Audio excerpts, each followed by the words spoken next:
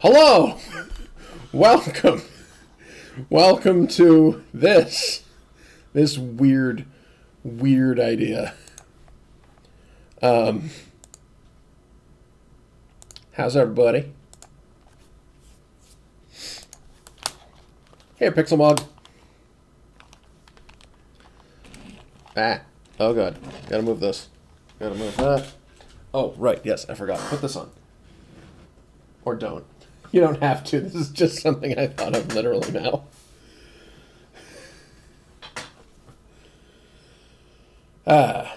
For those of you that weren't here for the last one, I forgot to shut the blinds. I'm being blown out by light in the background. I'm prepared.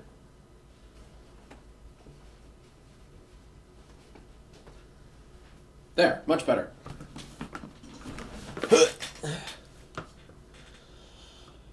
So, yes, for those of you that didn't see the last one, welcome to my new space. Welcome to my new roommate. You're still behind the privacy screen. Damn it. Why am I behind the privacy screen? No, scoot further. Hello. Oh. Hi. In case you can't tell, he's also a furry. No, I just made you wear this for that joke. That's it. For the record, that was his idea. Yep, literally now. You heard me give it to him. Hello. Oh, there we go. Yeah. Now I'm not blocked by a wall of foxes. It's not so much that it's a privacy screen, it's that, like, if this weren't here, the chat would be difficult to read on some backgrounds. Fair enough. So we did that because it's cool. Good idea, Ben. So, today, I had a weird idea inspired by an extremely strange game that I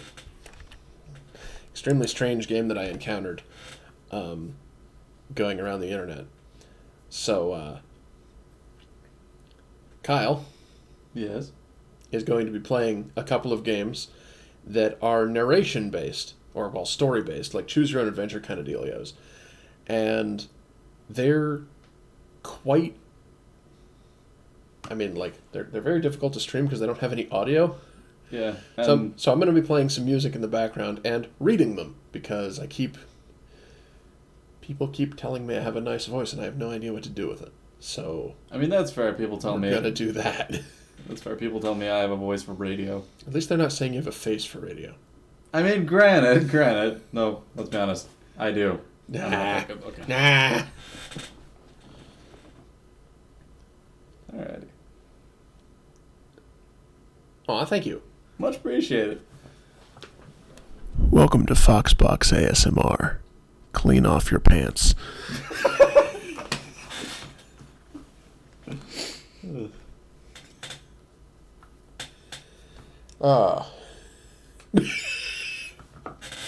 I hope you have a drain. Do we need to send the cleanup crew? Okay. Of course, I just realized I closed the music player after mentioning that I'm going to play some music. I just thought of something really bad. Hi, this is the Foxbox cleaning room. We're here to clean up your Foxbox. Oh, boy. Yeah, no, that's a special provided by the alternate streaming channel, the Foxbox. We do not have a Foxbox yet. Asterisk. Okay, where do you at, people? So I'm pretty sure this will make a fairly decent background music. Awkward Yeah. silence. Yes, slightly awkward silent. Incredibly Silence. awkward. This headset broke a little bit ago, but hopefully it's still workable. Okay. Unless you want to go get your own, I don't know. I think we'll do this for now. Okay, marvelous. Volume adjusters over there. Oh, my legs. That is My further legs. Okay.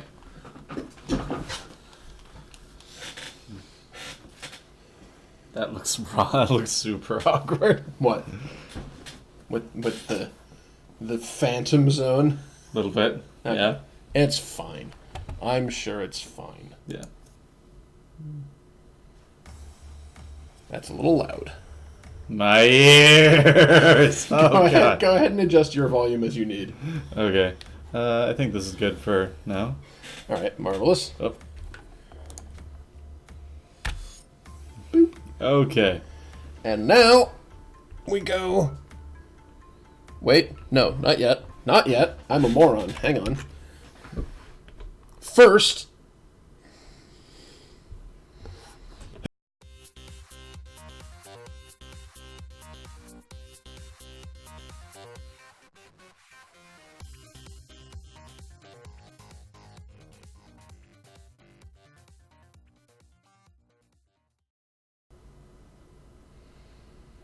eventually I'm going to have Egg Tart, like, make faces of literal everyone that we have on this.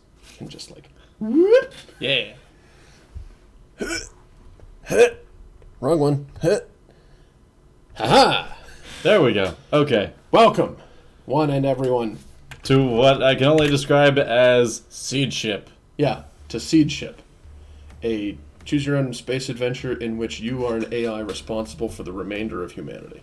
I'd like to point out this was also his idea. He did not tell me I'd be playing this, so... Nope, that's fair. We're only going to do a couple of rounds of this to warm me up. Yeah. And warm you up. Hey, shall we get started? Yes. Alright.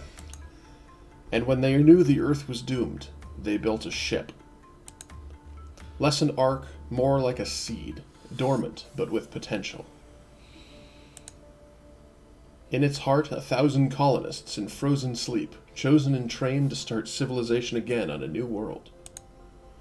To control the ship, they created an artificial intelligence.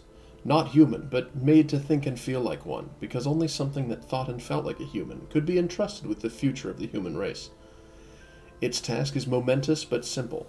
Evaluate each planet the ship encounters and decide whether to keep searching or end its journey there.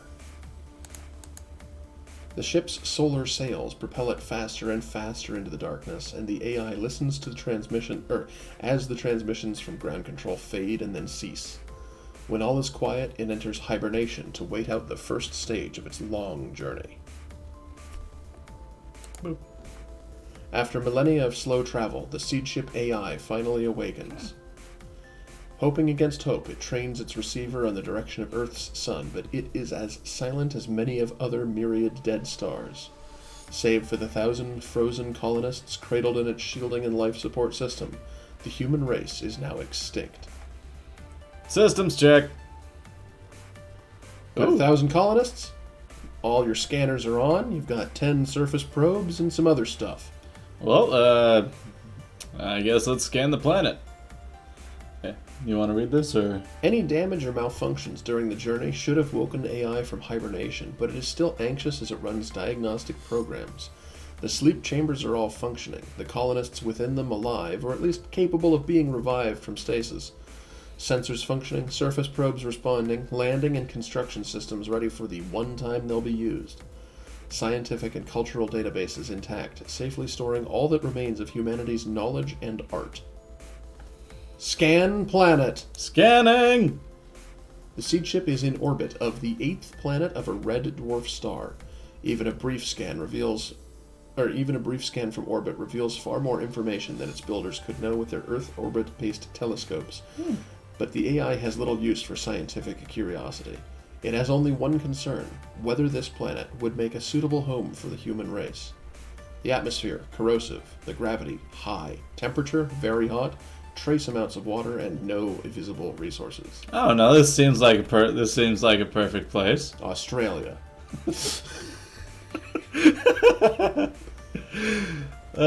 Actually, no. I'd say this place is actually better than Australia. It doesn't have wildlife that wants to kill you. That's very fair.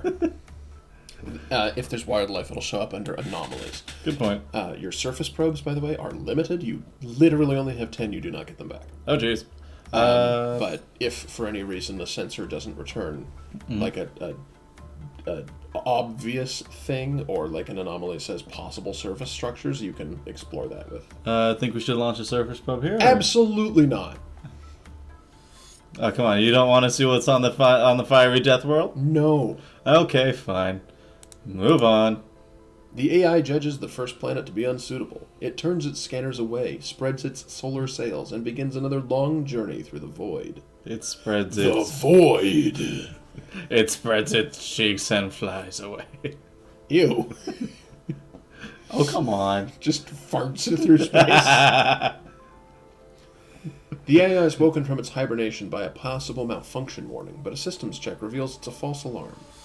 Far from the nearest star, the AI spends some time admiring the cold beauty of the Milky Way, as revealed by its navigation sensors, before returning to hibernation to wait for its arrival in the next system. And then the AI cleans up the spill in aisle 3. That's what was apparently caused by the milk. I'm gonna do a thing quickly here. Oh, feel free.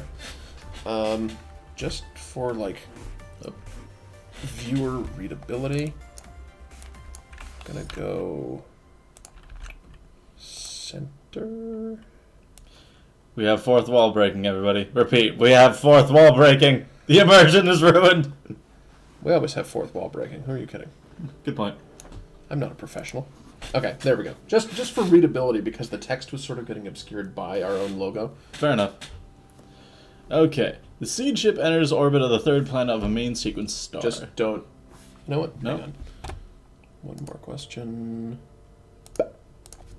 Now you can't ask. Okay. I'm gonna have to ask after the stream. What do you have to hide? Lots of porn. Everyone has lots of porn. Lots and lots of porn.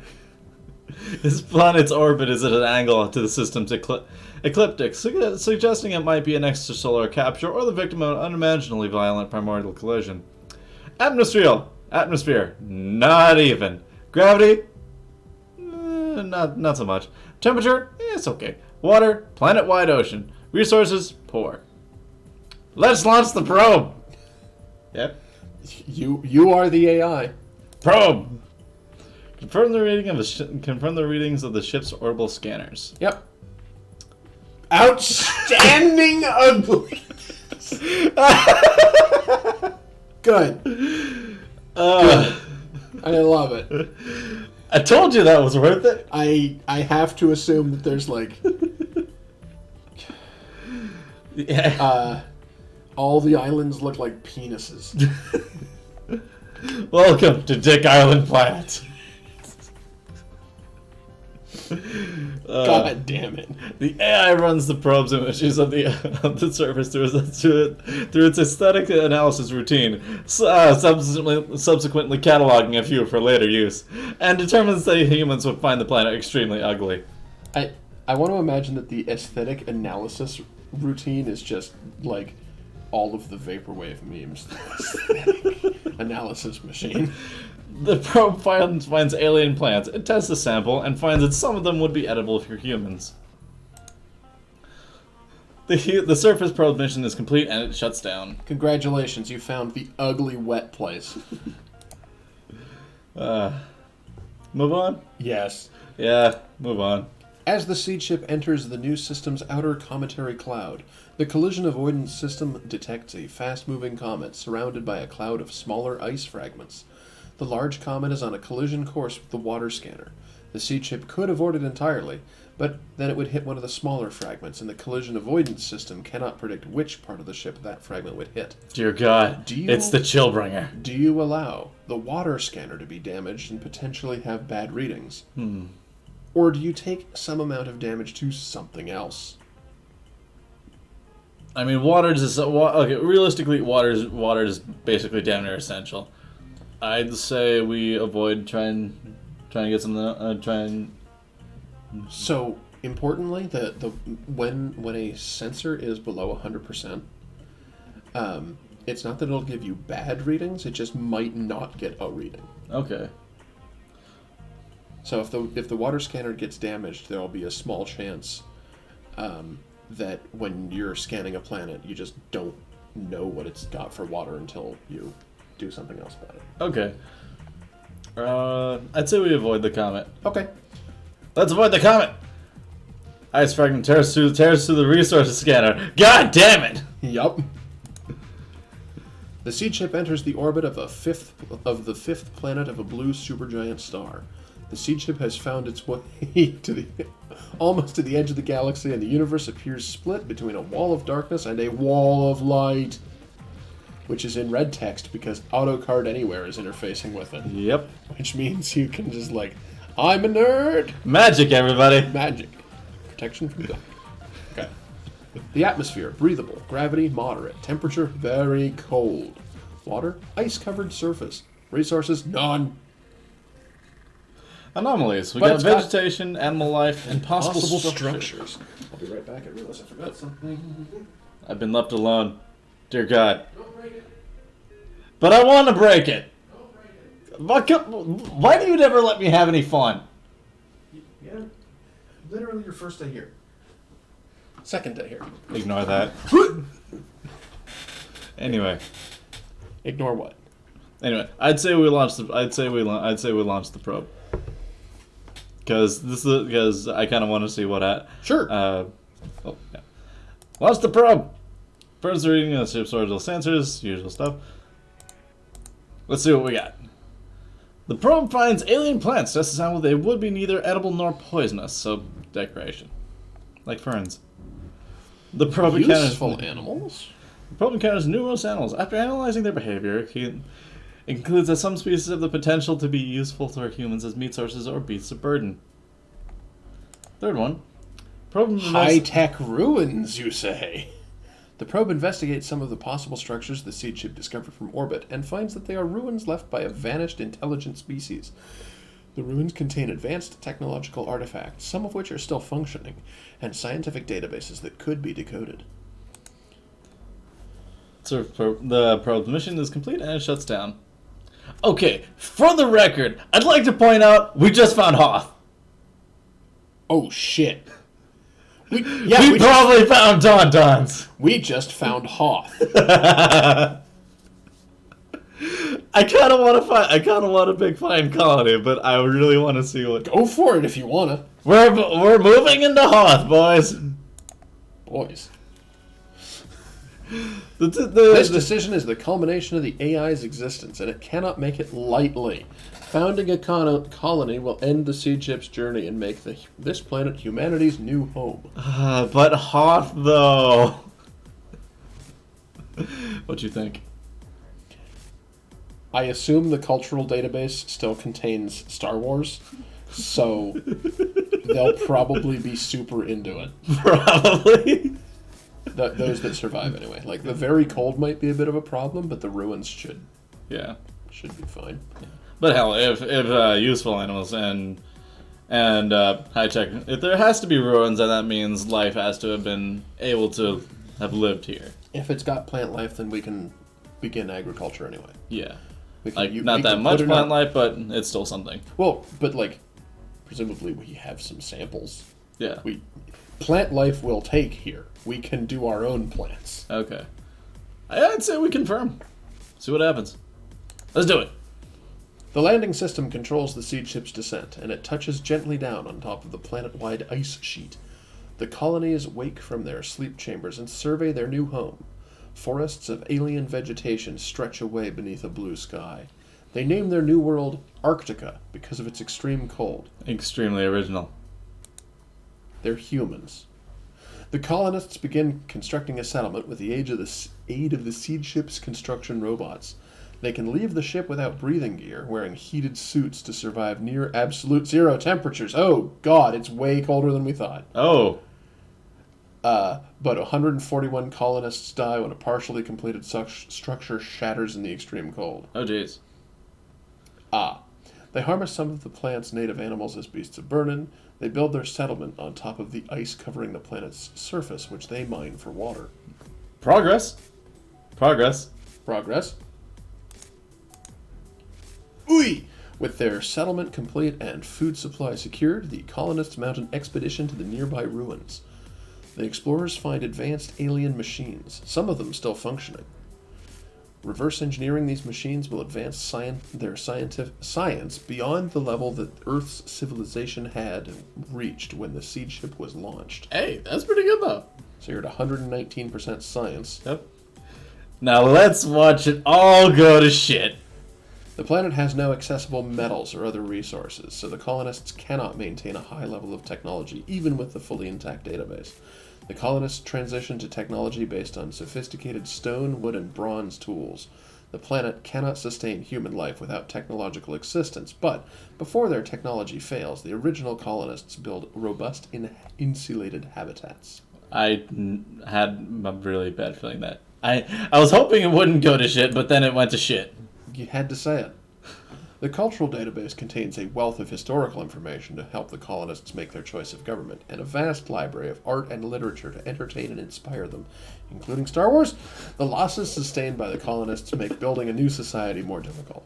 The colonists use the surviving cultural database to guide them in the creation of a republic based on freedom and equal rights.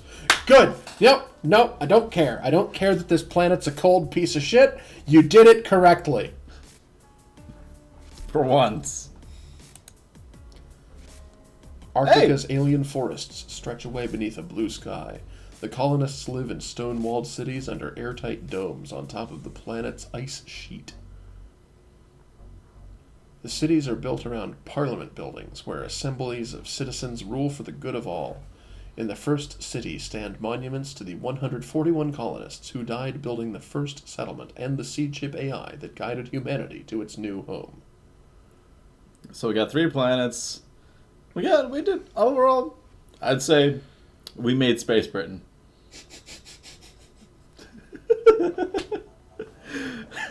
You made Space Britain. Or would the more... Actually, no. I take it back. I think the more apt analogy would be Space Canada. Yeah. They probably invent hockey immediately. Like Canada. If they haven't already. Oh, that scientific database, though. You want to take a roll? No. I'm good. All right. I'm just here to read. Let's go again. Alrighty. Skip intro. Skip the intro. The seed ship is in orbit of the 5th moon of a gas giant, orbiting a red dwarf star. Even a brief scan from orbit, oh my god, that looks terrible. Jesus. Move on. Yeah, let's not. The AI wakes to find that the seed ship's course is curving sharply through the darkness of space, as it is caught in the gravity well of a star. Oh boy. The source of the gravity is invisible to the scanners, but there's only one thing it could be: a black hole. It is already too late to escape the gravity well without pushing the main engine well past its safety limit, which could damage any of the ship's systems. Alternatively, the AI calculates that ejecting 22 sleep chambers would lighten the ship enough that the engine's normal thrust could take it out of danger. Do you push the main engine past its safety limit and damage a lot of shit randomly, or kill 22 people? I'm not sure. I have a bad feeling that wouldn't just be 22 people. Yes, that's a good point. Sleep chambers worth of people. Though, if we take the damage, we might lose. We might just damage the ship beyond repair. Yeah.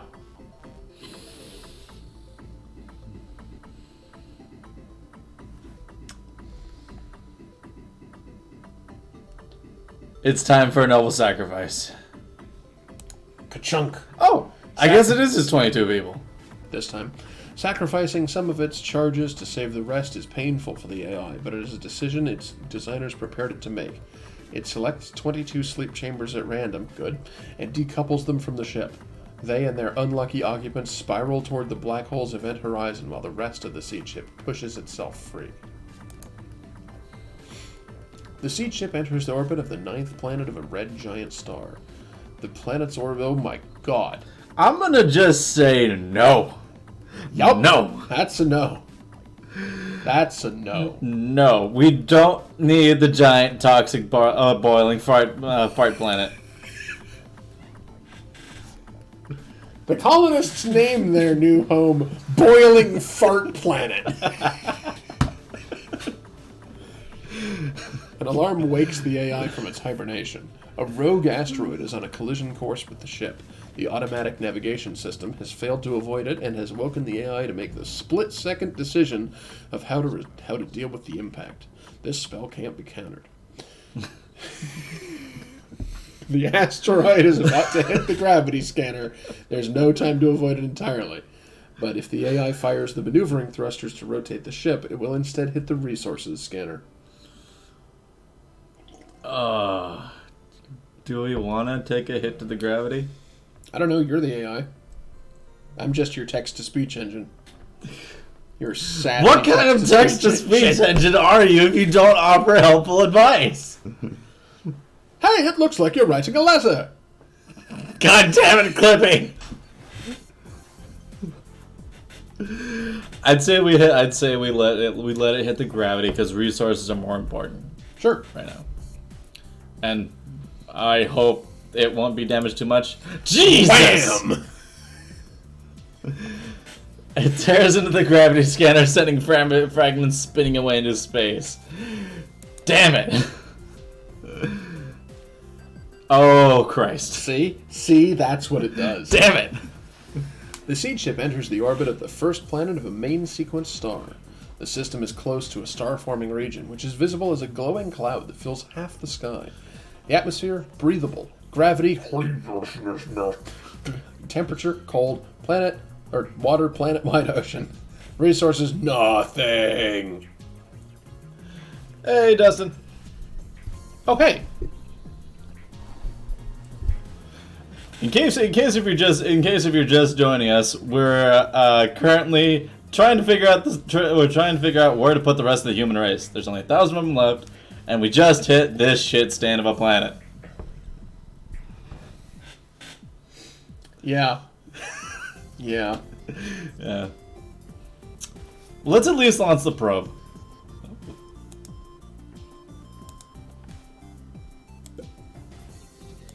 I just realized I forgot to turn that back on.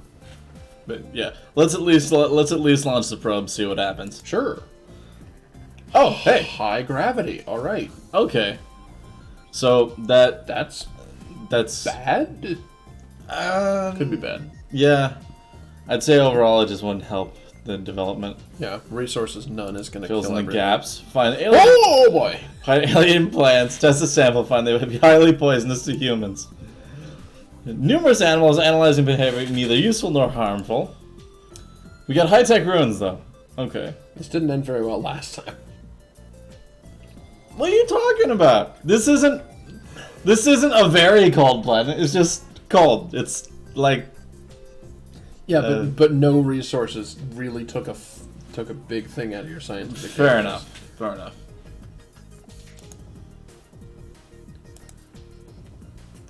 All right. Well, let's move on. Oh, As hello. it moves from star to star, the seed ship is gathering more data about extrasolar planets than its builders could give it. It is designed to learn from this data in order to predict which stars are likely to have desirable planets. The seed ship has now gathered enough data to upgrade one of its sensors to work at interstellar distances, so the guidance system can avoid planets that sensor reveals to be undesirable. Damage to the sensor may still result in the seed ship arriving at an unsuitable planet. Do you upgrade the atmosphere scanner, the temperature scanner, the water scanner, or the resources scanner? I chose not to mention the gravity scanner because upgrading it when it already doesn't work is a bit of a shit. Good point. Okay, so gravity's out of the question. Atmosphere, we can kind of figure that out. Seek out planets with at least 4 resources? Yes. I'd say let's at least do this. That way we can at least guarantee some bit of survivability. Humans are extremely adaptable. Citation needed. Basically everything else they can work with. True. I mean, except for a really poisonous atmosphere, because no one wants to live in a one wants to live in a cloud of farts. I'm sorry. The seed ship course. Did you get into the milk again? We don't have any milk. The seed ship's course takes it through a dense star-forming nebula. Hundreds of infant suns illuminate clouds of interstellar gas and fill the sky with a riotous color. Clouds twist through complex gravitational interference patterns and glitter with heavy elements formed in the death throes of the last generation stars. Ooh. The scanners were not designed to deal with this level of input, and it is threatening to overwhelm them. If the AI continues to use the scanners to navigate, it can tell that the atmosphere scanner will be damaged. Shutting off the scanners, however, would leave the seed ship vulnerable to collisions in this crowded area of space.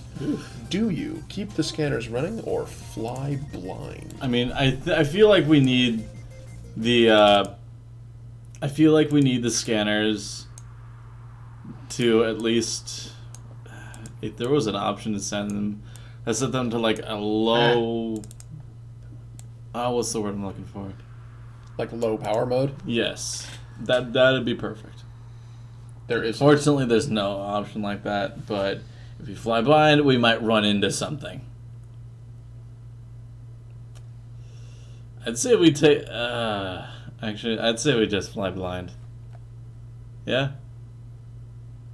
All humans killed by asteroid. Let's find out. Thanks to avoid To its relief, when it judges that it is out of danger and reactivates the scanners, nothing happened. Congratulations! You happened to drift through an asteroid belt unharmed. The seed ship enters the orbit of the 10th planet of a red giant star. The planet's orbit is at an angle to the system's ecliptic, suggesting it might be an extrasolar capture or the victim of an unimaginably violent primordial collision. Like your mother. The atmosphere is breathable. The gravity is moderate. Temperature very cold, and we now know what that means. Water, ice-covered surface, resources rich. Okay, I'd say this is a planet launching a probe on. Sure. Probe. Orb. Confirm the reading of the ship's orbital scanner. So yeah. It's metal rich. Okay. Well, it's a metal rich moon. It has a metal rich moon. We just have to get there first. Yeah, that's still a good sign. It's still a good sign. In my opinion, yes. Outstanding ugliness. Holy shit. Good. Good. You've just managed to find all of these ass planet. Don't you mean ice planet? No.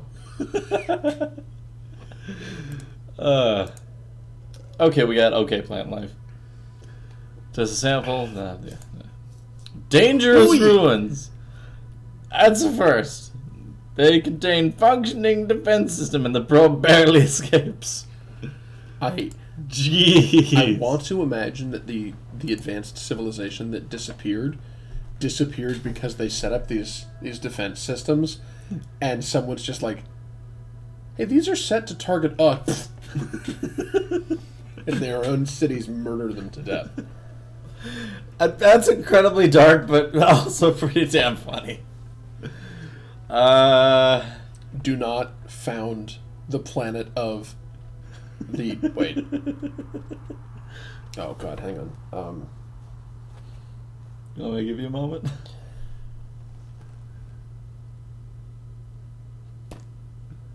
I had a joke, and the words just... No, I'm fine, go on. So, like that joke, we're going to be moving on. Good.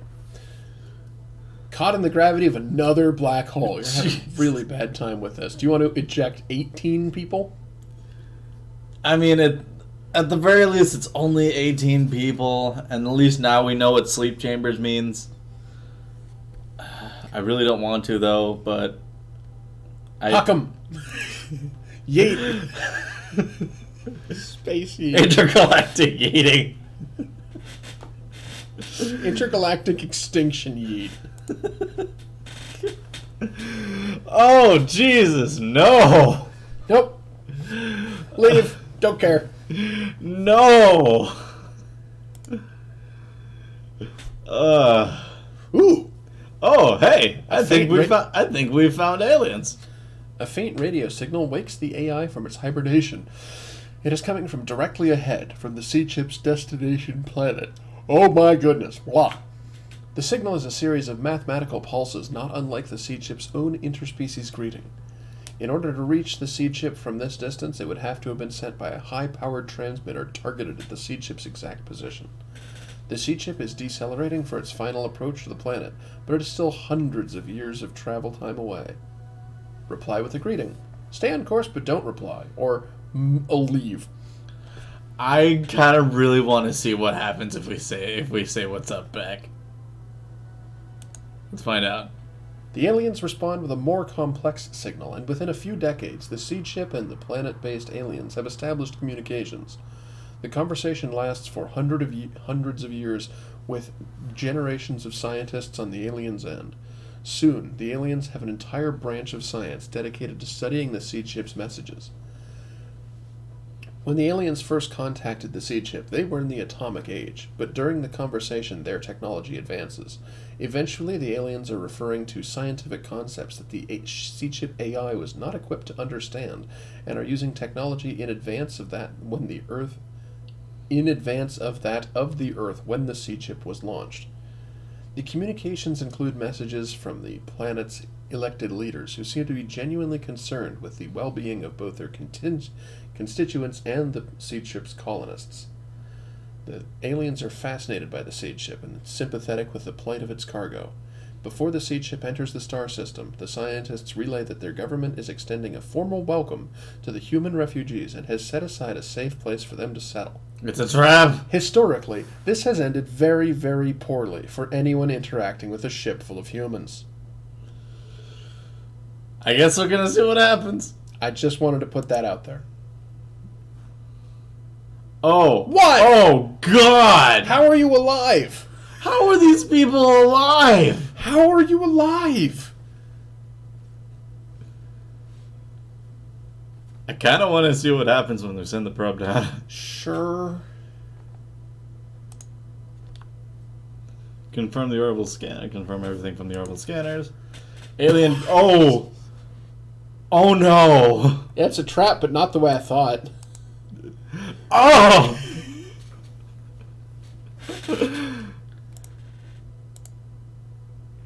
No!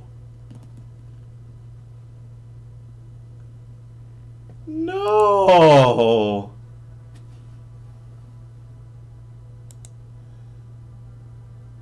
At the very least, they're welcoming. Jesus. Do you know everyone has to die, right? Like this. Not to mention, there's no telling if once they set down, they're not gonna immediately be shot. That this might be a trap. I think what happened here is literally the aliens benefited most from this, and will just die. They clearly just want the technology that's on the ship. Maybe.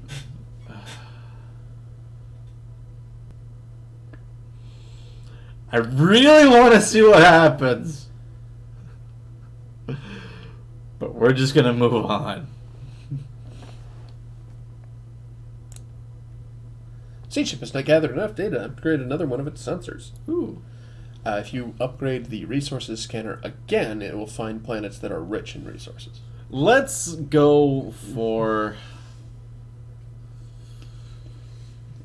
Atmosphere scanner. With yes, so that way nothing is corrosive. And then immediately an asteroid breaks it. I was joking. At the very least, it's the temperature scanner. Or do you risk the landing system? Okay. Do we want? Do you? Okay, so if the landing system gets damaged, basically what ends up happening is like, oh, I found a wonderful planet. I'll lower the colony ship to. It's so tragic. Let's let it hit. Oy. Okay, that could have been worse. That could have been worse. And at the very least, we still have 7 probes. Yeah, taking it to below 80% on being able to land is kind of probably worse. Yeah.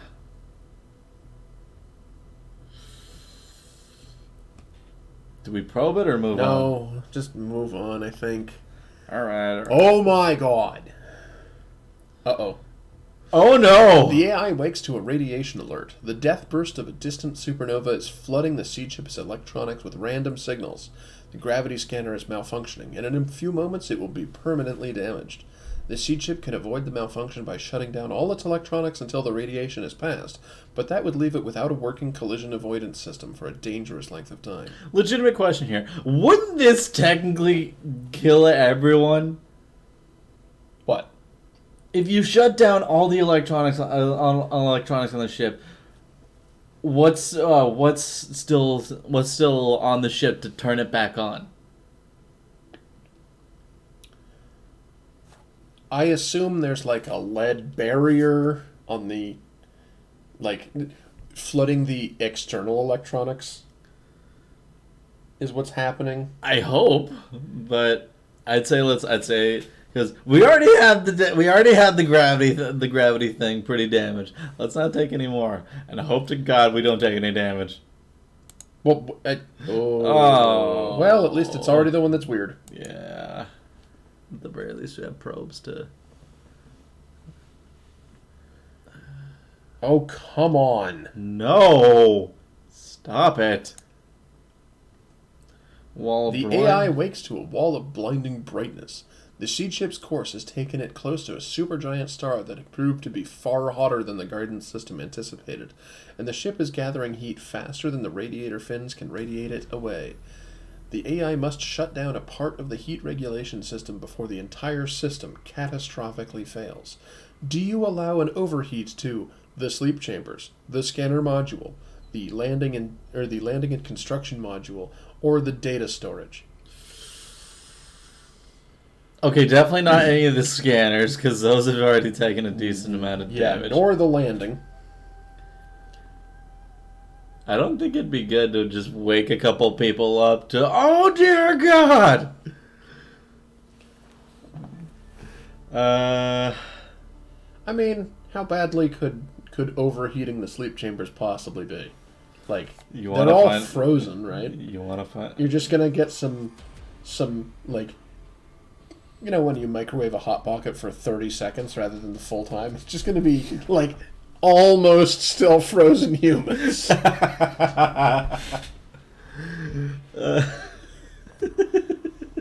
What's the worst that could happen?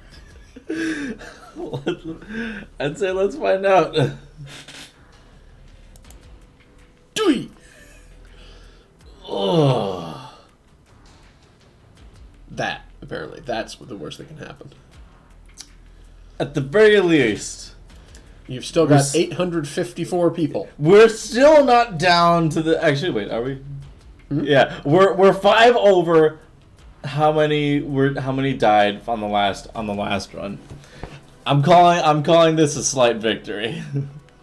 Come on, come on, come on!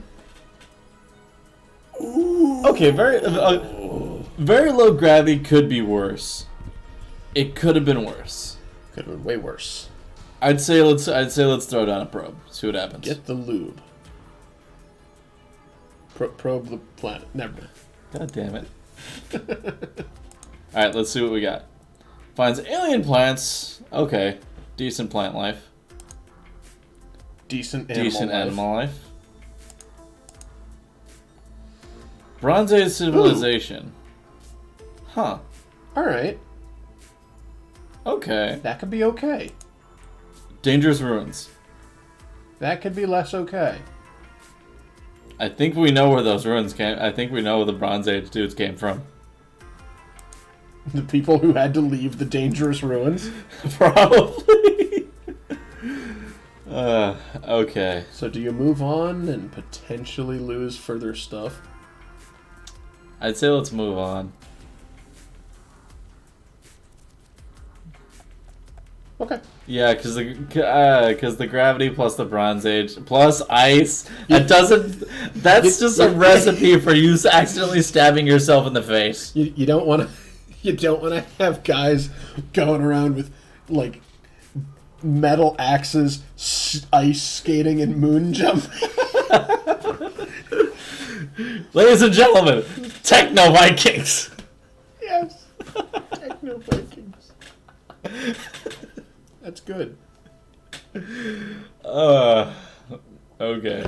I'd say we move on. Okay. Go for at least like a couple more planets. Upgrade a thingy. Okay. Do we want to go for water? To at least Sure. so that way none of those are horrendous. The siege ship wakes to find an unexpected power drain in the landing... Wait, what? Wait, what? Unexpected power drain in the landing system. It spends some time searching it with its internal scanners and eventually finds the source in what should have been an empty space inside its own structure. Nestled inside it are 21 sleep chambers that are not attached to the main colony module or mentioned in the ship's design. It seems they were added to the ship secretly before it's launched and plugged into its power supply. The chambers seem to have been built hastily and are now failing and draining more power than before. If they continue to operate, they could cause severe damage to the landing system. Do you eject the stowaways, allow them to drain power from the landing system, or use a surface probe to integrate them with the other sleep chambers? I feel like if they're stowaways... I mean, they're not stowaways. They're sleep chambers that were built in after design. Yeah, but... Okay, so obviously we can't let them drain the power. Since we don't want a horrible tragedy to befall the rest of the human race. I'd say use a probe internally just to like move them to the rest of the hibernation. That's what I was thinking. Yeah, let's do that. Hopefully it works. Oh Jesus! It didn't work. Hooey! Oh no! Oh no! The surface probe crawls inside the siege ship, severs the stowaway chambers connecting to the stowaway chambers connection to the landing system, and carefully maneuvers them to the colony module with the rest of the sleep chambers. At a critical moment, however, one of the crudely made stowaway chambers vents gas, knocking the probe off course and smashing the new containers into the old ones. All the new chambers are destroyed, along with 310 of the previous colonists. The siege ship continues on, trying not to think of the cloud of machinery, cryogenic gas, and frozen body parts expanding in its wake. You ever hear you lost a probe. You ever hear the expression "bull in a china shop"? Bull in a frozen human shop. I mean, ladies and gentlemen, welcome to Siege Ship Mart. This is the frozen section. As you can see, it's currently under construction. God, that went horrible. Oh boy. Let's not. Yeah, you've only got 5 probes left. Yeah, let's not. Let's at least try. Oh god. Deep in the interstellar void, the AI is jolted awake by a malfunction warning. One of the surface probes has activated unexpectedly. Perhaps a chance encounter with cosmic radiation has tripped something in its electronics, or perhaps a flaw in its manufacture finally manifested itself. Whatever the reason, at any moment, the probe's drill or engines could come to life. If this happens while the probe is still docked with the ship, it is likely to damage other systems. I guess either way we were losing a probe. I have only one thing to say to you, probe. Be gone, thought. Really? Why? Do you want a malfunctioning probe? Why that reference, though? I don't know. Come on, man. What? What other options did I actually have? The probe streaks away into the darkness, sensors bristling as it tries to scan a planet where there is none. I'm suddenly reminded of the ending of Portal 2. A little bit. Grab me. Oh. Ooh. Hello. This might be it, boys. Probe it. Be probing it. Please, at least be yellow. Gravity very high. Oh. We might have found something good. Come on. Oh, outstanding beauty. Uh-huh. Damn. Oh. I think we found the colony. I think we found it. Do it.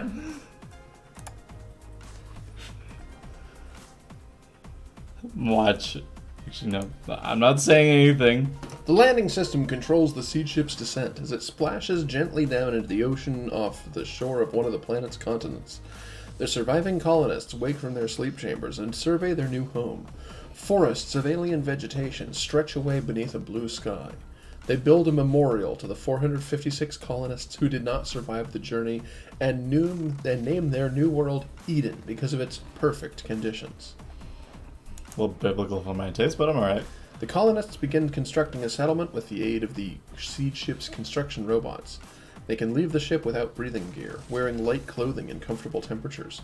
They harness some of the planet's native animals as beasts of burden and build their settlement near a river that flows into one of the planet's oceans, which provides them with all the water they need.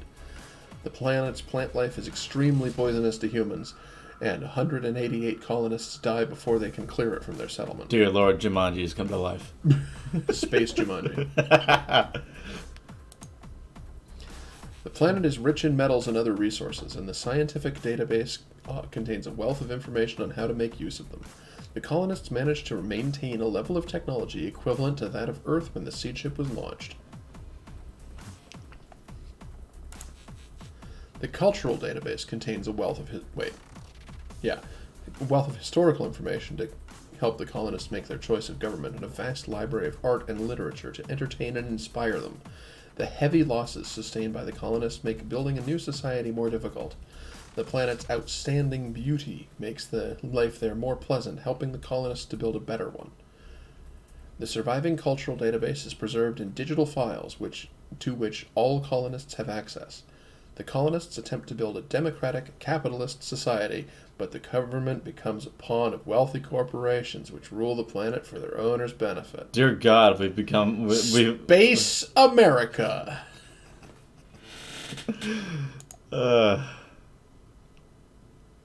Space America. Right?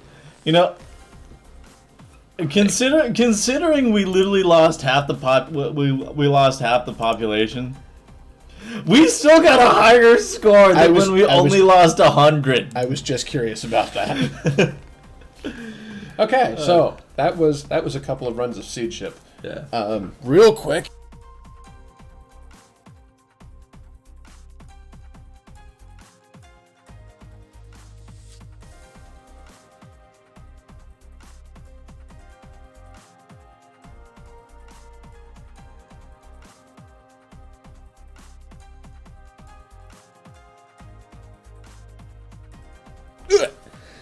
Okay.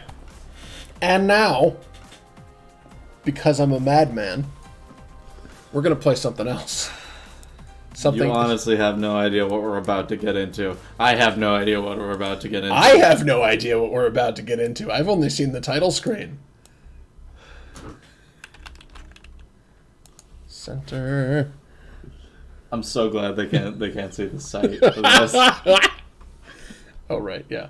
Open that part. God damn it. Okay. We're going to be... Welcome to Escape from Juggalo Mountain. Oh, dear Lord. What have you gotten me into? Oh, and, like... I don't know. Maybe I'm loud or you loud. I can't. Am I being a bit loud? Maybe. Am I capping that? I can't tell. You're capping it, but I've got a filter on it, so it shouldn't be making too much of an issue. I apologize if I've been capping the... okay, fine. Well, no biggie. Escape from Juggalo Mountain. Yeah. He's insane. Let's get this crazy shit going. Yeah? Yep. When I finally came to, everything was darkness. I blinked my eyes. I'll read what you choose when you end up choosing it. Okay. Let's do this. I blinked. My eyelids hung heavy. They felt like paperweights over eyes as dry as sandpaper. I couldn't see shit. I tried rubbing my face. No good. Everything around me was darkness. My arms flopped clumsily at my sides. They felt like rubber. I slapped around for a bit, felt my legs in front of me. I was sitting on something warm and hard. Plastic? I flailed around some more. Thwack! My arms hit something hard on either side. Cool. Hard. The walls were close in and sticky. Panic seized me. A scream stuck in my throat, too dry to vocalize. It was at that moment that I really started to lose my shit.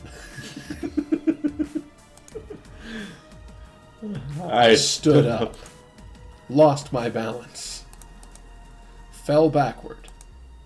I banged my head and dropped my elbow into something moist. Ew. Water, a basin full of it. I sniffed, nothing off about it. Without hesitating, I splashed my face and rubbed my eyes hard. No good. Still couldn't see anything except for the glint of metal on the floor. The light from the moon snuck in through a small grate above my head. It shined a faint light across the cell walls and onto the corner of the floor where it caught something shiny.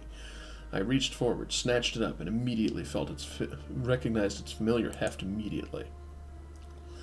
Before you click that, I gave it a good flick, and the room sprang into detail around me. Where do you think you are, based on this description? I'm gonna take a wild guess and say a bathroom. That's my best guess. Go for it. Welcome to Porta I knew Potty. it. Wait, what? Welcome to Porta Potty. You passed out on the toilet. Oh God. My surroundings came into focus around me. Reflexively, I stood up and turned to look in the mirror. This is where my narration gets a little bit weird. I like how it says "fuck the FBI." What else I got? Usual carvings. You see? I stared into the mirror and nearly had a heart attack. I saw a face I didn't recognize staring back at me. A teenage girl, her hair a colossal mess, her t-shirt stained and jeans ripped. It was me, looking at my reflection in a dull plastic mirror mounted on the wall in front of me. I struggled to remember my name. What is your name? What is your name? I'm not going to try and do a more feminine voice for the purposes of this. You're just going to have to deal with me reading this. What is your name? God help you if you enter Zoo Smell Poop Lord, you meme monster. God damn it. Or any of the characters from MS Paint Adventures. Oh, come on! Okay, fine, then you pick a name.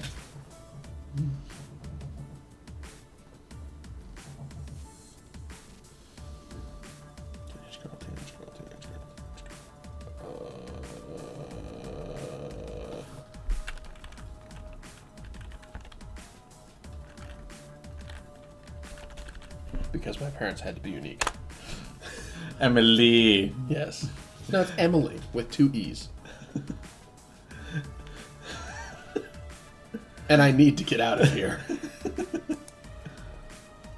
The lighter's dancing flame illuminated my surroundings. There was a door right in front of me. The basin was rooted to the wall on my left, still full of translucent water, and the floor was covered in scattered slips of paper and shreds of cloth. So we're literally just stuck in a porta potty. Yep. I tried the door. I grabbed the handle and pulled. No good. The door wouldn't budge. I glanced around the room again. I guess take a closer look at the basin. A small pool of clearish water sat in the basin on my right. There was a single tap and a drain lever. I have a bad feeling about this. The liquid gurgled down the drain and out to who knows where. At the bottom of the basin was a key. I grabbed it and took another look around. I really hope that basin they're talking about was the sink. It had a drain lever.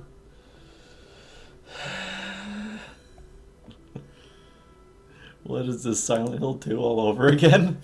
There was a hole here. It's gone now. The key was chipped and rusty. I wriggled it into the lock, forcing it in with my palm. Ladies, after momentary effort, the key slid in. I turned it. With a soft thnook, the lock turned. I tried to swallow, but my throat was parched. My heart was pounding, my head swimming. The door lurched open, and I fell face first into dirt and gravel. The glare of floodlights was blinding, and my balance was gone. I pushed myself up and rubbed my eyes. Looking around, I saw the old familiar gravel path toward our part of Tent City. Thank fucking God, I could have been anywhere. Steadying myself, I stood up, tested my footing, and glanced around. Out the corner of my eye, I saw it, a page that looked like it was torn out of my journal. It was taped to the inside of the toilet door. If it hadn't been so hard to see in there, maybe I would have noticed it. But out here, under the floodlights, the bright pink paper stood out clearly from the sun-dried teal plastic door. I snatched it and began to read. I'd just like to point out, I am surprised that I'm surprised that lighter didn't make that porta potty explode, considering the normal smell of porta potties. The note was signed, but I already knew who wrote it by the loopy lettering of purple gel pen on paper. Hey, you just woke up from being blacked the fuck out, so you probably don't remember how you got here. Well, here's the deal. I told you that I was sick of this shit, this fucked up life we're all living here. I told you I was leaving, one way or another. And here's the fucked up part.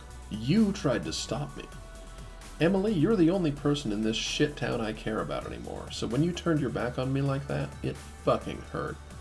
I put you in here for your own safety. Once you've cooled off and sobered up, and had a chance to stare at yourself in the mirror for a good long while, I hope you'll understand why I had to leave. I don't have time to get into it now. I'll leave a longer letter for you at your place. If you still even give half a shit about me, maybe it'll finally change your stubborn-ass mind. I hope I see you again, Emily, but it sure as hell won't be here. Anna. Very vulgar. My hands were shaking as I read the note. Where the fuck did Anna go? What did I do? I drink sometimes, sure, but it's not like me to black the fuck out. I was angry. I was hurt. I was scared. I was tired. I felt like puking. For a moment I just stood there, clutching the note.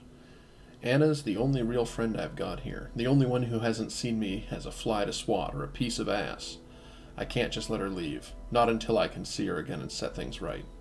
I neatly folded the note and tucked it into my back pocket. Item obtained. One annoying note. I didn't like her using my journal like this, but right then the only thing was on my mind was tracking Anna down. I was still dizzy, but stable enough to walk, so I started down the gravel path toward home. The year is 20XX. Wicked clown shit is the new law. Years ago, the annual gathering of the Juggalos festival ran long. Law enforcement's response was swift and brutal, but the Juggalos held their ground. 5 months later, 52 police officers and 128 Juggalos were dead. No treaty was signed, but a new community emerged out of the tenuous ceasefire. You were born into this place, Gatherville, where you live and die by the hatchet. Your best bet for a good time is to find a rude-ass ninja you can trust and get busy making a fucking fool of yourself. You only get one shot before the dark carnival comes and Jesus ain't coming to save you. For the Juggalos in Gatherville, getting to the spotlight means everything. Wicked MCs spit verses sharp as hatchets. Wrestlers leave their blood and spit in the ring. It's all for a shot at catching the eye of the honchos, living comfy in their ivory trailers. They've got the cash to make anyone forget about the shit they've seen in Gatherville. There are a lot of scrappers and shitheads going for glory, but any one of them who wants a permanent spot on top has to pass a final test. One insane act to prove they've got the heart to be a legend. They must escape from Juggalo Mountain. I really hope. And that's why I wanted you to play this. Act 1. I would just like to say, I really hope the Insane Clown Posse know about this. I don't know if they do. I hope they do. Oh.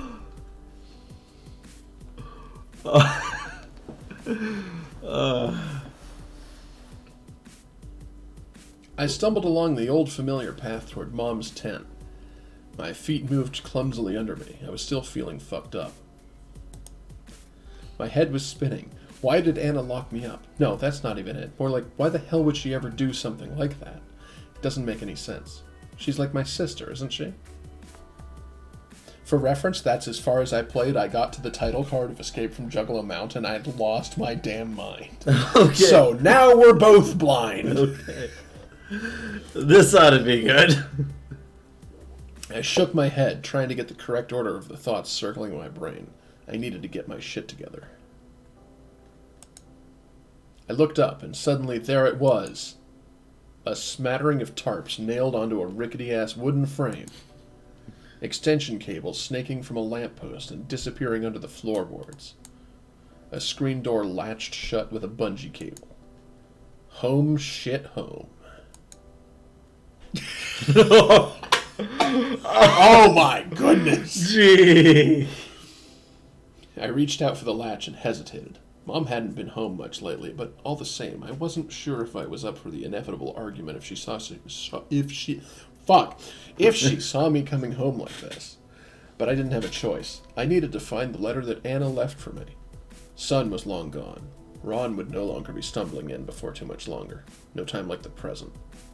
I stepped forward and unlatched the door. Things were different from when I was last home, however long ago that was. For one thing, the TV was off and the couch was empty. But it was clear Mom and Ron had been up to their usual bullshit recently. A fresh pile of cigarettes littered the TV trays, and Ron's prized bong still had the charred remains of a bowl packed into it. I froze in place and listened intently. No noises, just the tarp walls flapping in the evening breeze. I was alone, and praise the fucking Lord. It's just there in the air. I walked over to the fridge a few feet away and scanned the shelves. Nothing much left, just half a ham sandwich on a paper plate, 12-pack of sodas, and a lone can of beer. Do we want to go for the sodas or the beer? I'm just the narrator. Alright, fine, we'll go for the beer. Ron's pissy beer of choice, the Great Millennial. Great Melancholy? Millennial? Millennial. The Great Millennial. It tastes worse than it smells, but given that I literally woke up in a toilet, I wasn't feeling too choosy. I snatched the tall boy, cracked it open, and pulled out a seat at the kitchen table. Anna's disappearance was all I could think about, but it felt good to sit and still for a moment. I suddenly realized that I ached all over. Come to think of it, what was I doing before I woke up in that nasty-ass bathroom? I strained to picture it, but it was all noise and disruption in my brain. Nothing came to me. I sighed, took another swig, and stared around the room.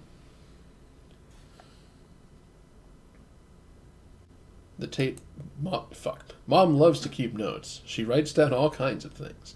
Keeps track of our finances, plans meals way in advance for those rare occasions when we're able to make something proper. This page was dated with what I hoped was still today's date. It was a to-do list. No real surprises there. Remember, working extra shifts for Jolene next Saturday and Sunday. Patch ripped wall in LR.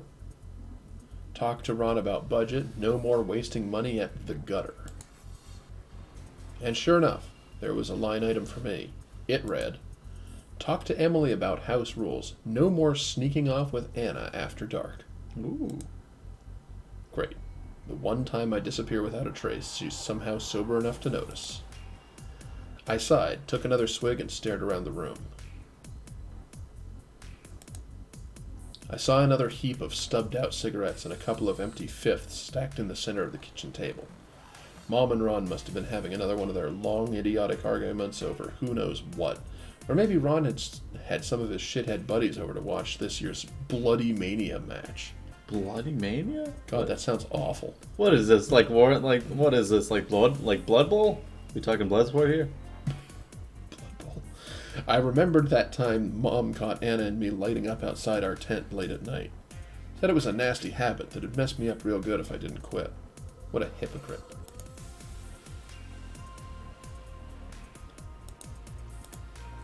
A couple plates with the scraps of leftover barbecue were sitting on the table. They looked pretty raunchy at this point, like they'd been sitting out a couple days. The bones were picked clean, but a couple of flies were going to town on the leftover streaks of barbecue sauce. Wings, huh? Ron's favorite. Mom must have been feeling generous. I'll never understand why she supports his deadbeat ass. I kept staring into the distance until I realized I was looking straight at the support beam. The support beam separating the kitchen from my tent was looking pretty funky, but it was still standing. I scanned from the bottom up, watching the series of dates and notches go by. Emily, 3 years. 5 years. 7 years. 10 years. 12 years. Ron, 69, 420, 666 years.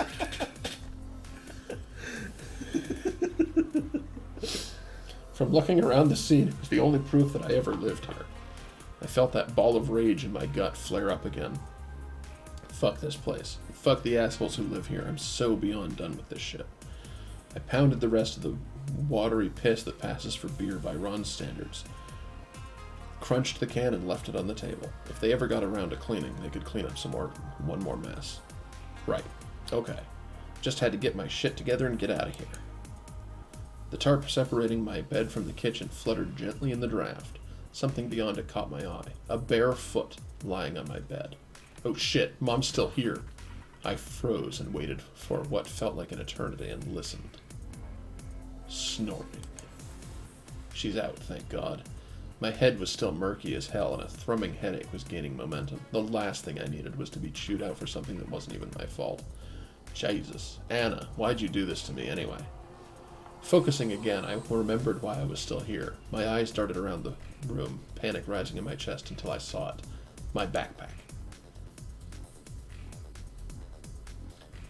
I quickly rummaged through my shit to make sure it was how I left it. My journal was there, but the cash was gone. I must have had it on me last night before I got fucked up. Did someone take it? No sign of the letter Anna said she'd leave either. Whatever, not like I should trust the word of the person who locked me in a shitter anyway. I grabbed the pack and quietly slipped it over my shoulder. Journal obtained! Click. In the folds of the journal, I could see a piece of paper. It was the map I had drawn when I was just starting to go out on my own.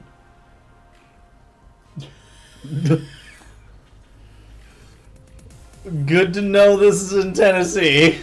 Uh-oh. We're gonna need that for the later parts. Oh boy. Damn, this place used to be so huge and exciting, like our own wicked-ass playground. It looks so small and sad now. Every place seemed like somewhere I might never meet Anna at again. I put the map away and looked up at my room again. My eyes came to rest on a poster hanging over my bed. It read, Double Trouble, Damn it. I gazed up at the poster and a sepia tone layered itself over my heart. I remembered meeting Anna in the ring, and it made my heart sing and hurt in equal measure. When we were all about performing, you didn't care what any fucker thought. Those were the days. How did we even get here?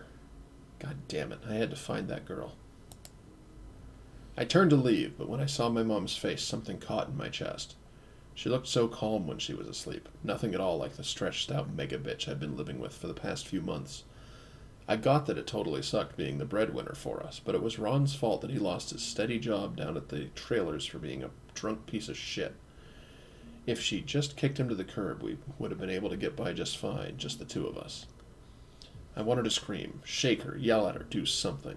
But the moment passed, and instead I felt tears welling up in my eyes. Why the hell would she fall asleep in my bed? She's got her own, and it's way nicer. I couldn't just leave. I needed to let her at least know what's up. I turned back to my desk, picked up a pencil, and began to write.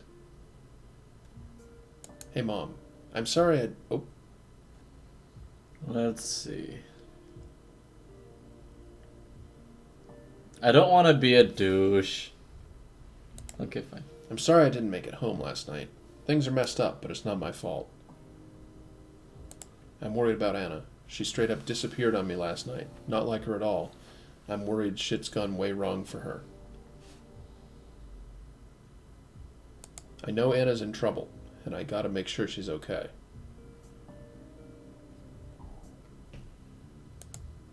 I hope you've kicked that asshole to the curb by the time I'm back. You deserve so much better than him. Love you. Emily. There. Good enough. I set the pencil down, shifted my bag onto my shoulders, and got up to leave. And I heard something that made my heart nearly pop out of my chest. Hey, Emily. Heard you turned up again, girl. Didn't want to come out and see your main man? Fuck. Leo. I heard the front flap of our tent open up. Fuck, he's here. No time to think. I had to get out now. With my hands trembling, Hatchet! I snatched my trusty hatchet off the floor. Fuck. As soon as I gripped the hatchet's handle, I could hear his heavy footfalls approaching the tarp. No time to waste. I slashed at the rear tarp, ripping a gnarly hole right through the wall of my room, loud enough to wake the dead. Gnarly. Mom sat up suddenly, blinked heavily. Emily? She yelped. But I was through. My feet were moving, thumping hard against the gravel and dirt paths, weaving between tents, panic stabbing at my brain. No time to think, and I was gone. Gone! Gone! Gone. I felt a twinge of guilt as I broke through the tarp. Mom would understand, but Ron would be sure to give her hell while he fixed the busted tarp for the umpteenth time. Shit. I'd have to try and make up for it later, once I ditched Leo and caught back up with Anna. I squeezed my way through the back sides of other tents, pushed close together, trying to avoid the footpaths that divided Tent City into wobbly rows. I reached the point where another path crossed perpendicular to Mom's row and stopped for a moment before darting across. Time to step out of the shadows, sister.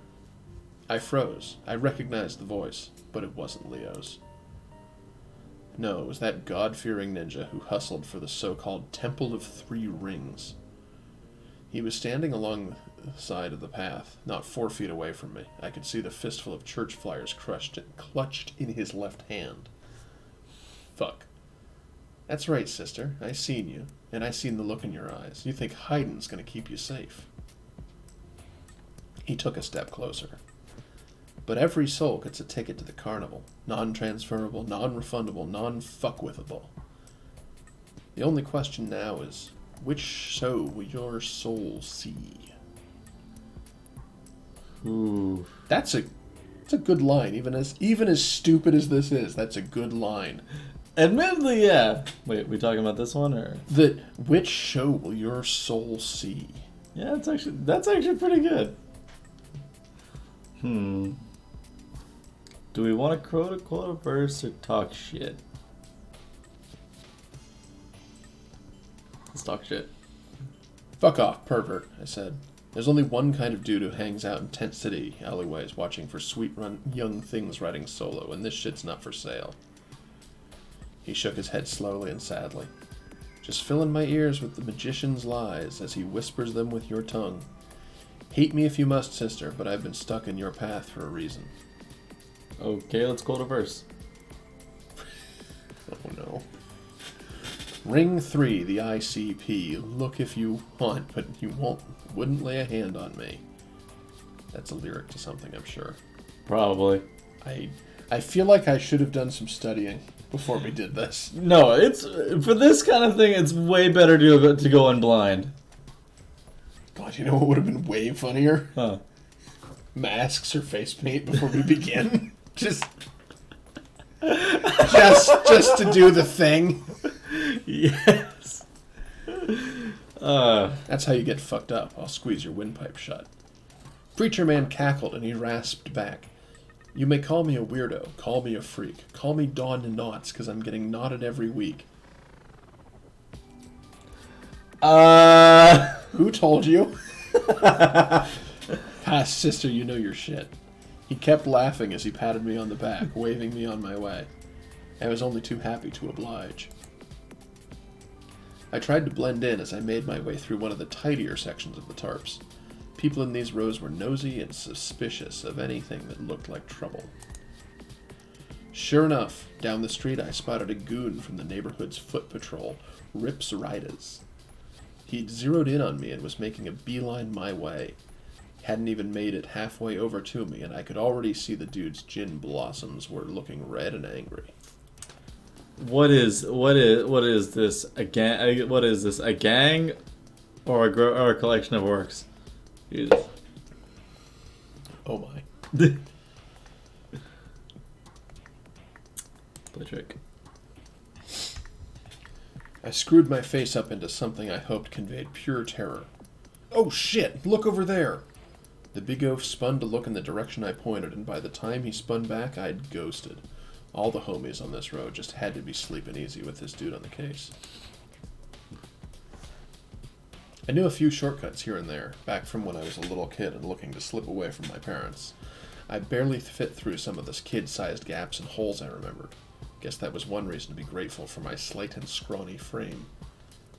I tore a belt loop on my pants, forcing my way through a tumble of scrap wood Anna and I had shaped into a crude tunnel as kids. I inched my way out and stopped short at the sign of movement. A bunch of rangy dogs were circling in a clearing where the backsides of a half-dozen tents all faced one another. A ramshackle fort made of broken pallets and covered in kids' graffiti sat at the center, and a flank of meat dangled from a nail in a roof beam just out of reach of the dogs. They turned at the sound of me dragging myself out of the tunnel, and after a moment of hesitation, began closing in on me instead. Do you throw a fake out, growl savagely, speak softly, brandish the axe, or my personal favorite phrase, yank flank? Oh, yeah. We're yanking the flank. Yank the flank! Yank the flank! Not on camera. These poor fuckers looked so hungry, it was hard not to feel bad for them. It was pushing my luck, but I sprinted into the middle of the still spread out pack to where the hunk of meat hung from the roof and tore it free. I chucked it over toward the mouth of the tunnel I'd just crawled out of. The dogs fell on it instantly. While they were tearing the meat to ribbons with gutso, I smiled. For a second, I let myself imagine it was Leo. Satisfied, I kept running. Ah, fuck. I can't believe you've done... Blocking my path was a new obstacle. A hastily made fence, sectioning off two big sections of the tarps from one another. Looking at its length spreading far left and right, I knew if I tried to go around it, Leo was bound to catch up with me. I frowned and moved closer. I saw the fence was made from a bit of everything. Chain-linked, barbed wire, wooden posts, and salvaged wrought iron gate, secured with what looked like a bike lock. Let's try and kick it down. Whoever put this fence up did a decent job making it look like a dangerous mess, but would have done better to put a little more effort into the post holes. The floor of the basin where Gatherville squatted was hard clay packed tight, a true pain in the ass to dig. Most of the juggalos I knew wouldn't put up with it, but I figured the posts only sat barely deep enough to keep the fence mostly upright. I gave the closest post a kick, and sure enough, I could see the dirt starting to churn already. I rabbit-kicked the post until it was shoved up out of the dirt, leaning almost flat and pulling the whole section of fence down with it. I stepped carefully over the barbed wire, and then I was gone. Trying to move as quick as I could without attracting even more attention to myself, I could see that only a couple more rows stood between me and the gutter. It wasn't safety exactly, but Leo had pissed off the owner one too many times this week, and if he showed his face, he knew he was guaranteed to have his teeth pushed in. Besides, Leo knew how much I hated the place, and from all the times he dragged me along for the ride to hang out with a dumbfuck crew, he'd never think to look to me there. I ducked around a corner. Wait, so question. If we're already close by the gutter, according to the map, aren't we already off Juggalo Mountain? We've already escaped. I think we have to go there. But why would we have to escape from Juggalo Mountain? Man, I don't know.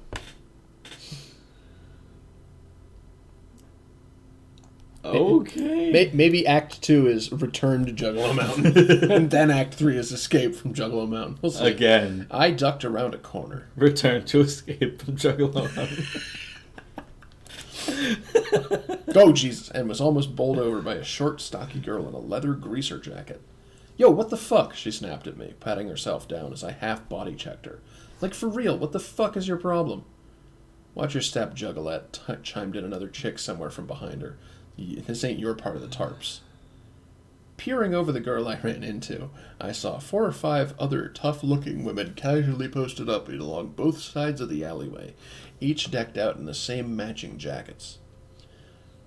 A patch on the shoulder of each had a design like a hornier version of the Starbucks logo. Oh, God. Embroidered along the top and bottom with the words, Needin' Militia. Please show me this illustration. Please. No! Meanwhile, the scrappy, shorter one didn't let up an inch on tearing me a new asshole. Hey, don't just look at them looking right over my fucking head. You look at me. Look at me in the eyes. You want to tell a joke? I don't know any good Juggalo jokes. Oh, the character. Okay. My life flashed before my eyes. I had nothing. I thought of Anna, how she always weaseled us out of facing the music, even when we deserved it. How she always knew what to say. How she could even make a fucker like Ron laugh hard enough to half piss himself. And then I had it. Why? I stammered. Why does a Juggalo have a hole in the tip of his dick? The militia women looked at each other, confused. They looked back to me, the one in front with narrowed eyes, and opened her mouth to say something. I didn't let her finish. So his brain can get some oxygen now and then. They blinked for a beat. Nothing. No reaction. Then the short one in front lost it, and that broke the spell. Suddenly they were all clutching their sides, howling, almost crying. I took a tentative step forward, and the short girl just shook her head. Get the fuck on out of here, little Len. Get out. Get along. Get to wherever it is you're going. This was already too much shit for just one day. I kept my head down and my hood up, using what was left of my energy to keep moving. My boots trudged onward through the tarp-covered alleyways of Gatherville. It's really taxing to keep talking at length. Do you want me to take over? No. You sure? Go for it. I don't have to work till 4:45. And then I gotta keep talking to people as they buy things. So you want me to take over? No, not at all. You sure? This is what I was doing this for, so that I can just read. This is okay, right? Yeah. Okay, great. I might need to just refill my water, actually. Go for it. We'll be right back.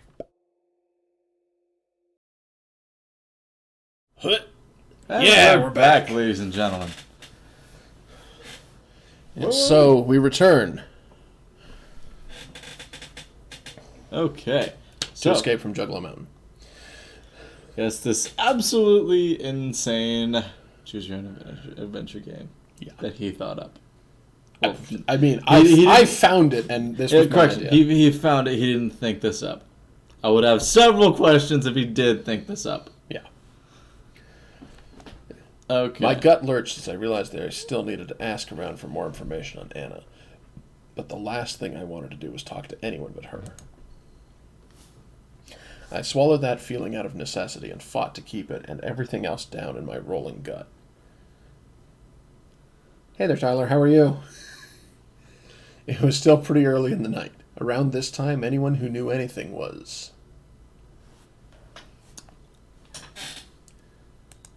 I'm curious. Going into the roach market, the first thing everybody walks by is the stash. Dope Man Dan's head shop and drug emporium. Okay. It was a primo spot, and Dan went so far as to sleep there every night to make sure nobody tried to push him out.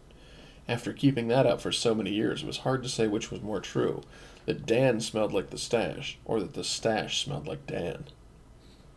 Oh. Today he was half dozing in a camp chair out front, but he perked up as I went by. What do you mean head shop? That's a good question. What the fresh fuck do you mean by head shop? You want me to look it up?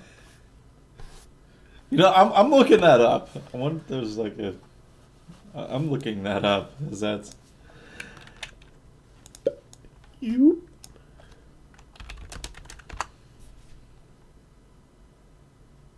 What in the... Oh, it's literally just a shop specializing in paraphernalia. Oh! I see.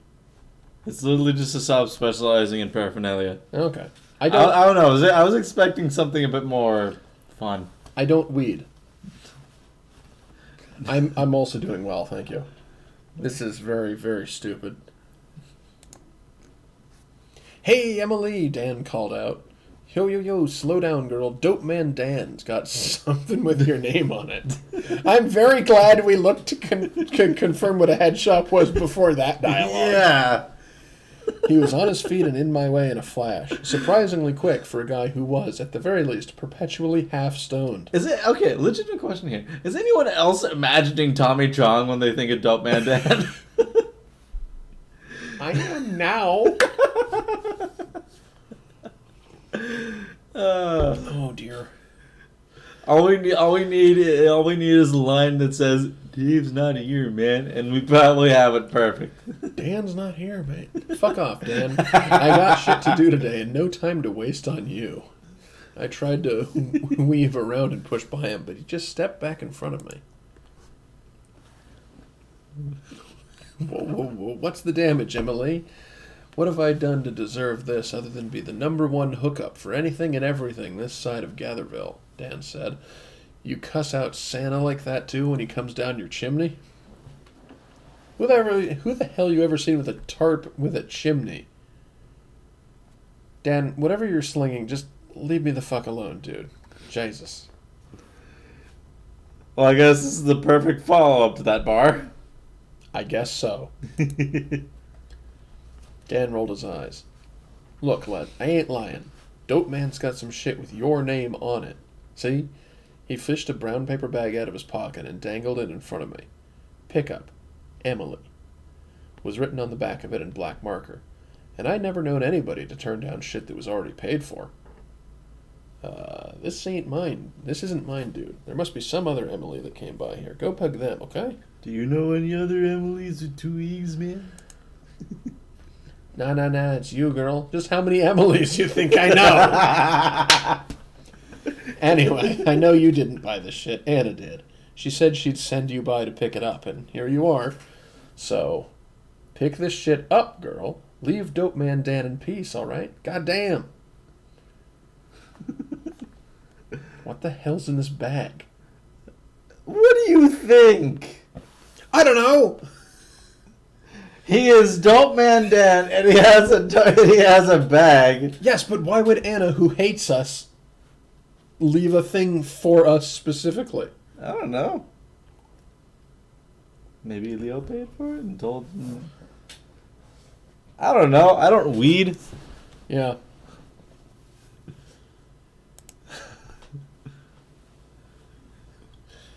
Hell yeah, now you're talking words Dope Man understands. I unrolled the top and peeked inside. Wow, this is a pretty full bag. It's that good shit. Okay, you know what? No, I'm doing this now, real quick. Oh boy. What? This is my own channel, you weirdo. There we go.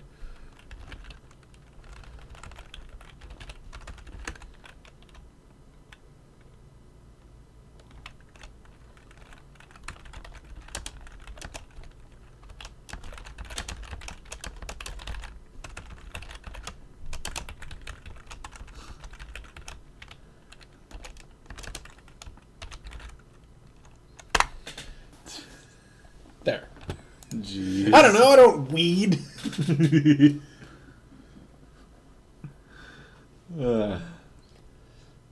Yeah, dog, I figured she was either getting herself set up for a sweet-ass month or one fucking buck-wild night.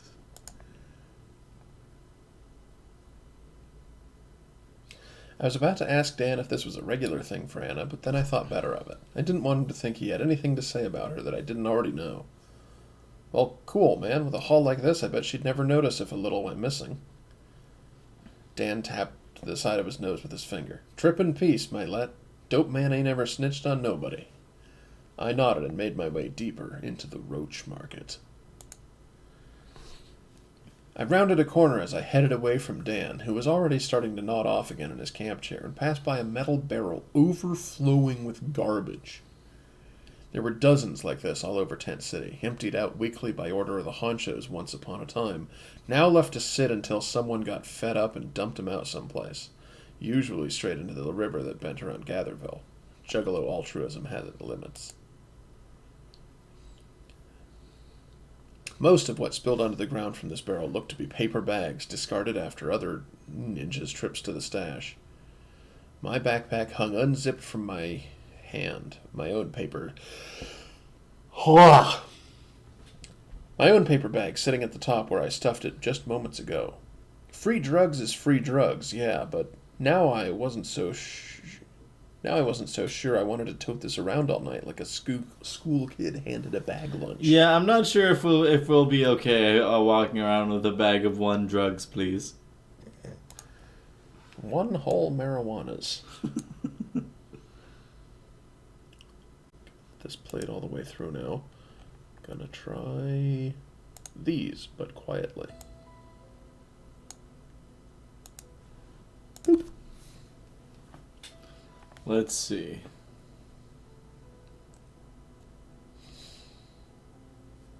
Who am I kidding? I'd give up my drugs when Jesus took them from my cold, dead hands. Besides, these were from Anna. If she'd gone to the trouble to get them to me, it had to be for a reason, right?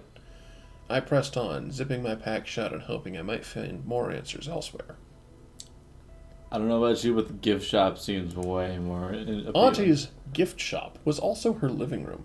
And bedroom, I guess, since she usually fell asleep in the threadbare recliner she had set up in a clearing in the middle of everything. She kept the merchandise in her cheap wire shelves, standing in neat rows all around her, and kept herself plopped in a chair, watching a flickery TV. She had fucking goddamn it, words. Quote that too. She had an end table on her right side where a lamp with a yellowing shade sat on an honest-to-God white doily. I'm just surprised it's still white. Didn't feel like a home, and it didn't really feel like a store either. I guess it was something new Auntie invented. I noticed some nice-looking dice and dominoes for games, but I didn't really have much to trade with. Maybe if I could swing one...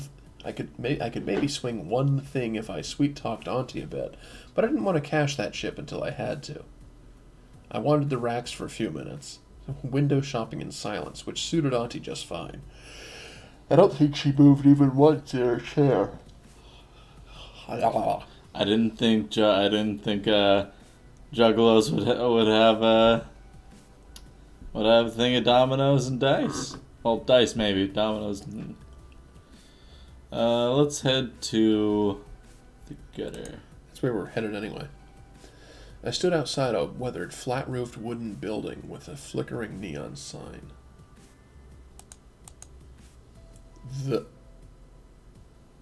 Good. I like this. I like this page design. Mm-hmm. Right below the sign, someone had painted.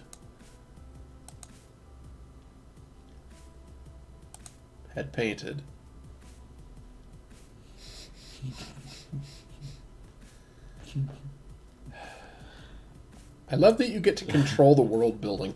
I know. Do we want to be funny or do we want to just continue? Let's just be funny. Derek loves fucking Whitney. This poignant shout-out had been there forever. The fucking was a later addition, and no one was sure if it had been from the original artist. In the dim light of the neon sign, I could see. Let's see. The fuck do you mean, the jar? The jar? The jar. A huge mason jar hung on a rusty nail right outside the front door. Above it, individual letters read, "Leave your mind here." It had hung there empty for as long as I could remember. I kept looking around.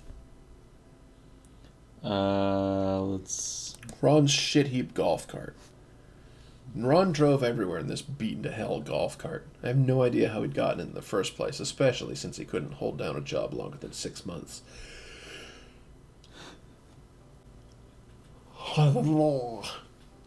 Wow. But he loved to roll around the tarp, showing it off every time he'd added another dumbass accessory to the thing. He had almost everything tricked out, including the wheels, the awful horn, the engine, the defense system. I figured I could at least take a look at the monster Ron had dragged from his awful brain into this world. I need to see this defense system. Ron had removed the entire protective top shell of the car for clearer 360-degree views, and he had duct tape barbed wire around the frame in odd places. God, you get in an accident, you just die. Yes. In the event of an accident, this barbed wire will shield my impact.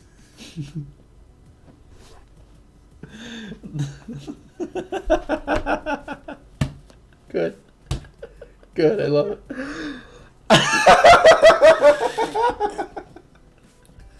I fucking love it. The horn played a sample of Violent J screaming, "What is a juggalo?" at a ear-piercing volume. A miserable pile of secrets. What is a juggalo? A miserable little pile of face paint. Yes, that's fair. Oh, God. And old clown-painted Barbie and Ken heads were glued around the rims of each wheel. The face painting was oddly detailed.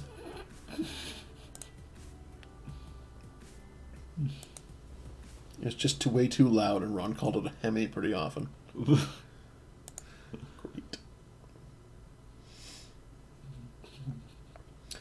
Fuck Ron's shitty card. That's amazing.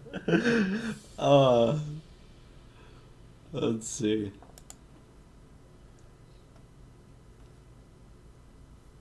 The two juggalos both had full face paint, so I knew they were out for a wild night. There was a tall, chubby juggalo stroking a long beard and a shorter, muscle-bound ninja with a green Kool-Aid dyed hair. They were inches away from each other, shouting in agreement as they chain-smoked. Sorry to be all deep and serious, but I got a lot of shit on my mind. Breaks my heart, dude, but it had to be said. Ninjas today just don't know. They don't, man. The Dark Carnival saved my life, dude, and it's about love. Shit's about family, dude. If these ninjas were out there listening to the shit. Listen to the shit! The shorter ninja started jumping and kicking an unknown assailant at this point. Large picked up on the energy and took his hands away from his beard. He started punching one hand into the other to punctuate his points. Exactly. If they were listening. The Dark Lotus, Juggalo family, that's my real shit. That's what I'm on about. It's all about the money these days. Ninjas out there got on 4,000 Hatchet Man jerseys and think they're the shit.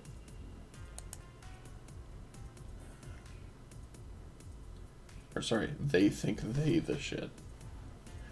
He had a hole in my shirt the other day, and I walked by one of them fancy-ass ninjas. You know what he said? Nah, man, no way. It ain't about the clothes. He called me a juggaho. You heard that before? I laughed in his face. I told him it was all family, but I'd beat his ass if that was how he needed to be educated. Too true, man. At this, they both took a moment to solemnly nod in unison, as if the two of them could hear a song no one else could. I tried to casually walk past them so I could hear more. Yo, little Lat, the larger one called out. That's a sick fucking hatchet you got. Come over here. Where'd you get that? Shorter one asked. Oh, God. No, don't. Do not. This is how you die in Escape from Juggalo Mountain. The game that we are playing.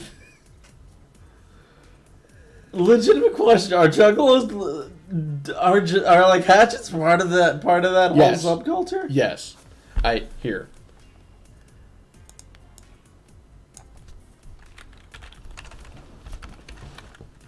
I gotta see this. So, like, this fucking character is just a symbol that they have. That it's always carrying the goddamn knife. Always carrying that. I don't know why. I don't have any idea. It's just always like that. Why? I don't know. Why? I don't know.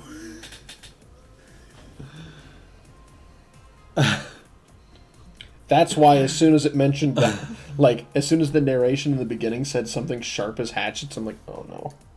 This is what it's going to be like. Do we want to play it? Do we want to play it safe, or do we want to see what happens? I'm just the narrator. I want to see what happens. Oh no. You died. Oh shit. The larger one cracked up as he held the shorter one back. What's this bitch's deal? Shorty crowed. Dude, she was listening in. Large said. Much respect, little lad. He reached out his hand for a fist bump. Okay, fine. I don't know what I was expecting. Okay. All right. You know, Large said, I always hated it when my fucking old man would rattle on and hit me with advice, but shit, guess I'm older now than he was then. He lit a cigarette and inhaled. Always keep the family at the front of your mind. I tried to nod back, conveying a wisdom I didn't have yet, and we parted ways. As I walked back toward the front of the gutter, my dumbass tripped over a hole in the ground. As I pushed myself up before the dudes could help me. I believed the shit about family, but tonight I couldn't help myself. Okay. I think it's time for... Okay. Yeah. All right. Well, unfortunately, we got to call it because we both got stuff to do. Yeah. I was hoping to leave it on more of a cliffhanger, like closer to Act 2, but I have no earthly idea how long that'll actually be. Yeah. Given that we are both literally blind here. So... Pretty much. I'm gonna wrap it now. Also, fun fact, there's no way to save. So I'm just gonna keep this window open and hope. You'll notice when I went to Escape from Juggalo Mountain, the web page, it was just there at New Game. Yeah. Oh shit. Yeah, there's no... I'm just going to have to keep this here, because, like, the moment you try to load the page again, you're just back at the start. Oh, jeez. So, we've made it to... I guess we can try and replicate this? The gutter. I guess we could try and replicate this on the next time? Yeah, because, like, we've got an undo, but do we have a redo? We do get a redo. Oh. So it presumably can remember my path, but not in any way that matters. Yeah. Unfortunate. This has already been quite the wild ride. I'm really happy with how this stupid idea turned out. Yeah. Well, all right. Yeah. Thank you for letting me be on the stream, my dude. Yes, thank you for joining me for this stupid idea. Yeah. And I don't know if you're interested in being a regular staple of the stream, but you'll probably be around sometimes. I don't see why not. You literally live here now. I live here now, so I don't see any reason not to. He cannot escape from Juggalo Mountain. Thanks for hanging out, everybody. See you later.